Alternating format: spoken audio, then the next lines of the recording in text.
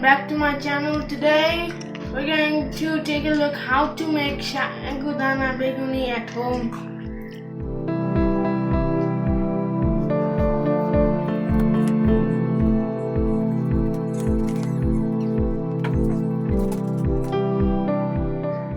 আজকে আমরা বানাবো সাগুদানার বেগুনি।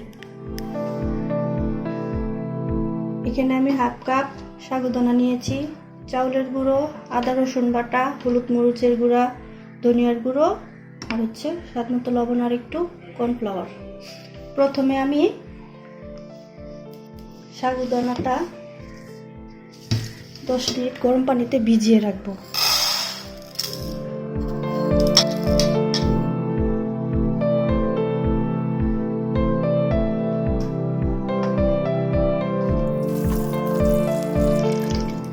মিনিট গরম পানিতে সাগুদানাটা ভিজিয়ে রাখবো নরম হওয়ার জন্য। এই যে আমাদের বেগুনগুলো কাটা শেষ হয়ে গেছে। বেগুনটা আমি আগে ধুয়ে নিয়ে কেটেছি। এই যে সাগুদানা নরম হয়ে গিয়েছে ফুলে। এখানে আমি 1 চামচ আদা রসুন বাটা দেব, বাদ বাকি হলুদ মরিচ ধনিয়ার গুঁড়ো লবণ, পর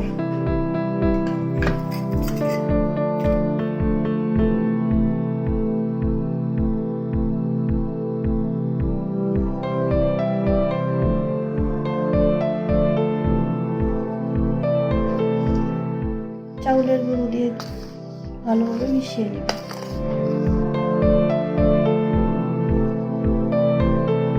সাগুদানাগুলো একটু হাত দিয়ে ভেঙে দিতে হবে, নরম হয়ে গিয়েছে।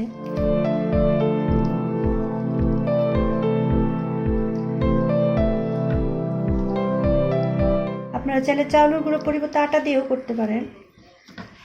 চাউলের গুঁড়ো দিয়ে করলে বেশি টেস্ট হয়। এখন আমরা এগুলো গরম তেলে ভাজবো।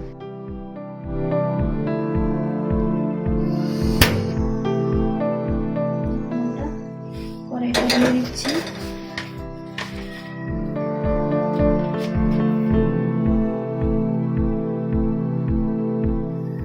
কড়াইটা গরম তেল দিয়ে দিচ্ছি।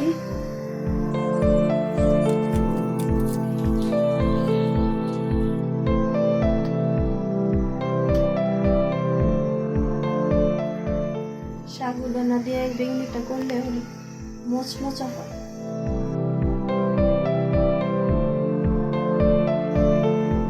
অনেক সময় একটু ফুটে, ভয় পাওয়ার কিছু নেই।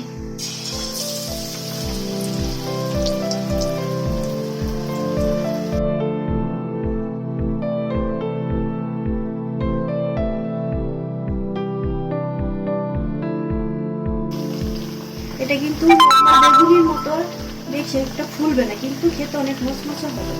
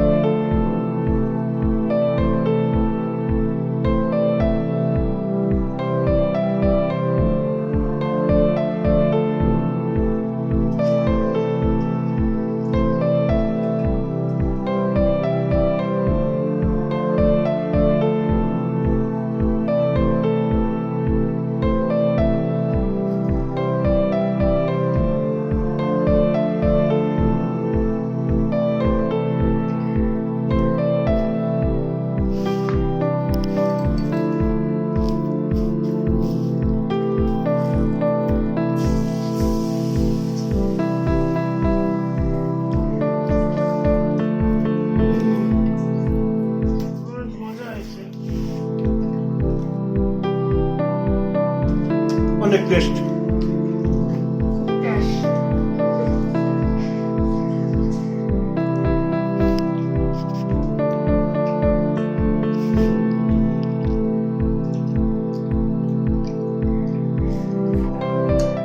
বিকেলের নাস্তায় এই সাগুদানা বেগুনিটা সত্যি অপূর্ব, খেতে অনেক মজা লাগে। আপনার বাসায় অবশ্যই ট্রাই করে দেখবেন, এটা অনেক সুস্বাদু একটি খাবার, এটি স্বাস্থ্যের জন্য ভালো।